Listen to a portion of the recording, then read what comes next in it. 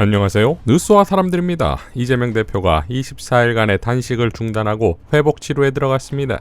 이재명 대표의 체포동의안 가결은 그동안 이재명 대표가 이재명다움을 보여주지 못할 정도로 인내와 기다림을 보였음에도 이들 수박들과는 결코 함께 갈 수 없는 축출과 제거의 대상임을 전 국민에게 공개가 된 것이고, 이는 서은숙 최고의 발언을 보면 더욱 극명하지요. 이재명 대표님은 그동안 정말 많이 인내하셨습니다. 포각하고 무도한 검사 독재 정권과 투쟁할 수밖에 없는 상황에서 당내 투쟁이 본격화되면 국민들께 실망을 드릴까봐 참고 인내했습니다. 그렇게 노력하는 것이 같은 당의 동지를 대하는 당대표의 바른 자세라 생각하며 인내하셨을 거라고 생각합니다. 136명 가량의 정상적인 민주당 의원님들도 답답했을 것입니다. 성실하게 의정활동을 하고 애당심을 가지고 당을 위해 노력했지만 언론방송은 그런 의원님들의 활동에 큰 관심이 없었습니다. 반면 당과 당대표를 비판하고 분열적 발언을 하는 의원들의 이름과 발언은 크게 각광받았습니다.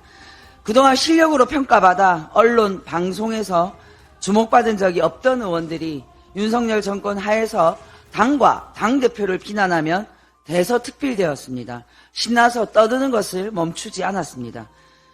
일제 식민지 시절에 동포를 탄압한 친일파들이 권력의 사랑을 받았듯이 윤석열 검사 독재 시절에는 자기 당과 동지를 모욕하고 공격하는 분들이 언론 방송 특수를 누리고 있습니다. 30명가량의 의원들이 15명가량의 민주당 의원들께서 그동안 인내하고 참은 것을 헤아리기는커녕 민주당에 폭탄을 던졌습니다.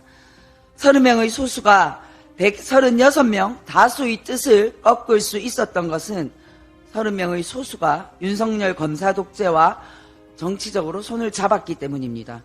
그래서 배신자, 독재 부역자들이 암적 존재인 것입니다. 의총과 중앙위원 결의대회에서 윤석열 정치검찰의 야당 탄압, 정적 제거용 체포동의안을 부결시킬 것을 결의했지만 그들에게 당의 결의와 동지들과의 약속은 하나도 중요하지 않았습니다. 말로는 당을 위하여 라고 외치지만 그 포장지를 벗기면 자기 입속 챙기기만 가득 차 있습니다. 민주당 의총과 민주당 중앙위원 결의대회에서 결의한 것과 정반대로 투표한 것은 해당 행위입니다. 자신이 해당 행위를 한 것을 공개하고 큰 소리를 친 내부의 적부터 조치해야 할 것입니다.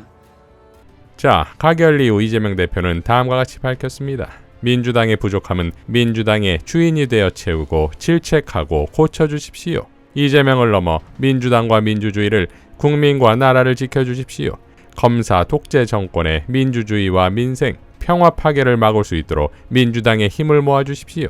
당의 모든 역량을 하나로 모을 수 있다면 우리는 반드시 승리할 것입니다. 더 개혁적인 민주당, 더 유능한 민주당, 더 민주적인 민주당이 될 수 있도록 사력을 다하겠습니다. 강물은 똑바로 가지 않지만 언제나 바다로 흐릅니다. 역사는 반복되면서도 늘 전진했습니다. 결국 국민이 승리했고 승리할 것입니다. 국민을 믿고 굽힘없이 정진하겠습니다. 라고의 뜻. 당원이 고쳐달라. 더 개혁적인 민주당에 사력을 다하겠다는 건 수박들에게 공포 그 자체지요.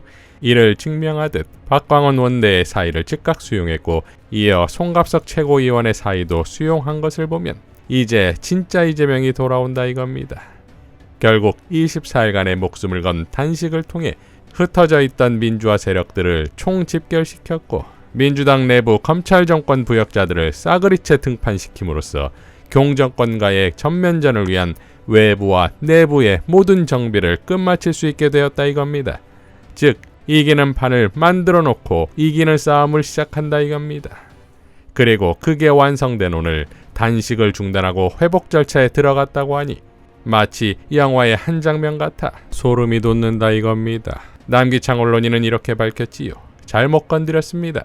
이재명 당대표의 사태는 물론 비대위 체제도 없습니다. 오히려 표결 전까지 단식 투쟁 중인 당대표를 찾아가 끝까지 거래를 시도했던 박강원 원내대표와 원내 지도부가 사퇴합니다. 어제 반란 결과로 민주당 내 배신자이자 호시탐탐 공천권만 노리고 대표를 흔들려 했던 이른바 수박들에 대한 색출은 물론 퇴출시켜야 한다는 목소리가 더 거세졌습니다.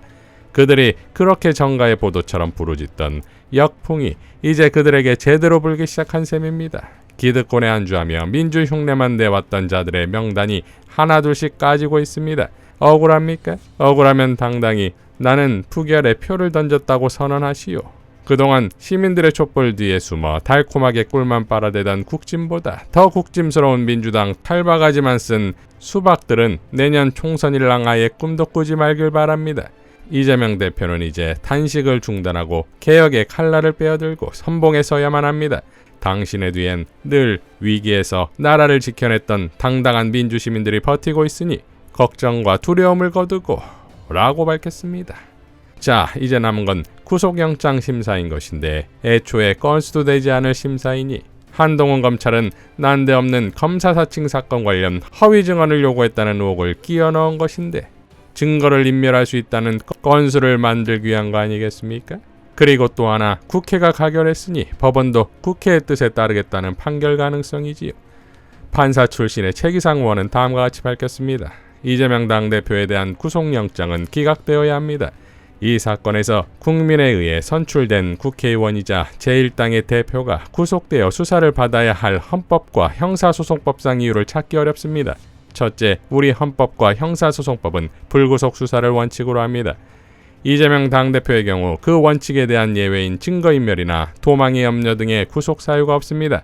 더욱이 지난 2월 이 대표에 대한 첫 번째 체포동의안이 부결되어 불구속 기소된 사건도 현재까지 문제없이 원활하게 재판이 진행되고 있습니다. 둘째, 불구속 수사의 원칙에 반하여 구속영장이 발부되었을 때 검찰이 얻을 수사상 이익보다는 이 대표와 국민이 침해받는 공익이 압도적으로 큽니다.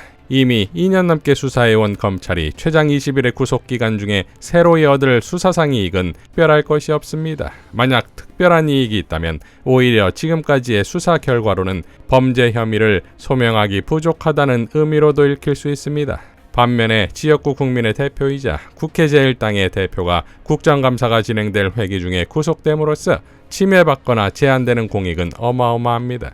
헌정사상 최초의 제1야당 대표의 구속으로 인한 지역구 국민의 주권 행사 제약, 국정감사와 입법 등 국회의 기능 저하, 제1정당의 활동 제한 등 국익 침해의 정도는 한치도 예측하기 어렵습니다. 셋째, 검찰 조직에 대항하는 개인 피의자에게 무기평등의 원칙이 실질적으로 보장되기 위해서는 극히 특별한 사정이 없는 한 수사 단계에서 구속영장은 발부되어서는 안 됩니다. 자신들이 주장하는 혐의에 부합하는 증거를 위해 계속하여 소환하고 압수수색 등을 반복한 기우제식 수사기간이 2년이 넘습니다. 때문에 이 사건 수사에서는 검찰은 객관 의무를 준수하는 공익의 대표자로 보기 어렵습니다. 반면에 범죄 혐의를 받는 피의자는 이에 대항하여 부당한 검찰의 주장에는 아니라고 말하고 제3자에게 사실대로 진술해달라고 요청한 것 외에는 달리 방어할 수단이 없습니다. 이러한 과정을 사법방해나 증거인멸의 염려로 곡해하는 것은 헌법상 진술거부권, 무죄추정의 원칙을 형해화하고 피의자의 방어권을 무력화시키는 헌법침해이자 인간 존엄의 훼손입니다. 영장이 기각되어 수사에 차질이 예상된다는 검찰의 편의적 시점이 아니라 영장이 발부되면 방어권 행사에 막대한 차질이 예상된다는 민주공화국 시민의 관점이 지배하는 법정이어야 합니다. 수사하듯이 재판한다는 불편한 시절이 있었습니다. 검찰의 눈이 아닌 인간의 존엄에 터잡은 헌법의 시선으로 이 사건 구속영장 재판이 진행되어야 합니다.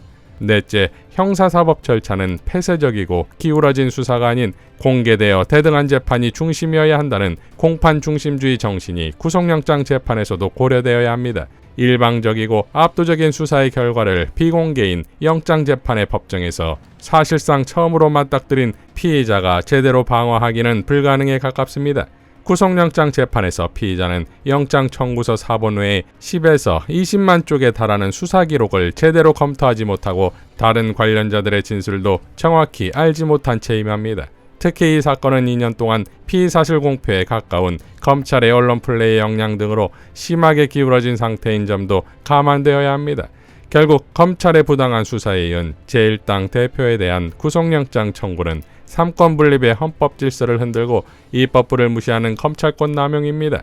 따라서 불구속 상태로 원활히 진행 중인 앞선 체포동의안 관련 재판의 사례와 구속으로 인한 국회와 정당의 기능심해로 국민에게 미칠 막대한 손해, 헌법 가치의 훼손 등을 고려할 때 이 사건 구속영장은 기각되어야 합니다. 라고 밝혔습니다. 자, 구속영장 기각이 최고의 결과겠으나 만약 구속이 된다면 이재명으로서의 결집과 저항은 저들의 상상을 초월하게 될 것입니다. 유시민 작가의 발언으로 마무리하겠습니다. 혹시라도 만에 하나라도 영장이 발부되어서 구치소에 간다 하더라도 또 구속적부심 또 신청하고 또 보석 청구 또 하고 계속 법적으로도 계속 싸워야 되고요. 그리고 당대표직도 내려놓으면 안 된다고 생각해요. 옥중 출마도 하고요. 옥중 결재도 하고요. 이건 기싸움이에요. 기본적으로. 이게 기싸움에서 밀리면 그 순간에 이제 진영이 무너지는 거기 때문에 저는 뭐 이재명 대표에 대해서 뭐 정청래 최고위원이 다음 공천장은 이재명 당대표 명의로 나갈 거다 이렇게 말을 했던데 그게 그 사인이라고 보고요. 그냥 굳세어라 제명아 그냥. 작가님, 근데 그러면 기싸움을 해야 되는 이유는 뭐예요? 전쟁이거든요. 이상 뉴스와 사람들이었습니다. 시청해 주셔서 감사드립니다.